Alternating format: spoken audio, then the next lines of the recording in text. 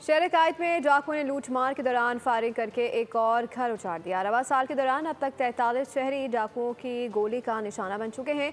लांडी में 2 रोज़ के दौरान 2 अफराद का कत्ल।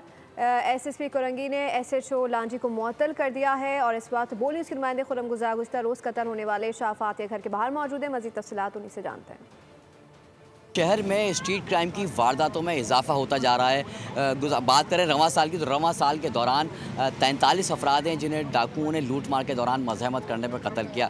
बात करें डिस्ट्रिक्ट कोरंगी की तो लांडी थाने की हदूद में 2 वाक़यात जो कि 2 रोज़ के दौरान ही पेश आए हैं। 2 रोज़ पहले अमीन नामी 12 साल बच्चा जो कि डाकुओं की फायरिंग की जद में आया और जाबाक हुआ। गुज़श्ता रात भी एक वाक़या लांडी थाने के बिल्कुल करीब पेश आया जिसमें शाहफाद नामी नौजवान को गली के कोने पर डाकुओं ने फायरिंग करके कत्ल किया और मौके से फ़रार हो गए। स्ट्रीट क्राइम की बढ़ती हुई वारदातों में इलाका मकीनों को शदीद एहतजाज भी किया गया। तो ये हुआ जनाब कि ये अपने आ रहे थे शेरशाह से कबाड़ मार्केट से आ रहे थे वापस घर। सूरत हाल है, बहुत बुरी सूरत हाल है।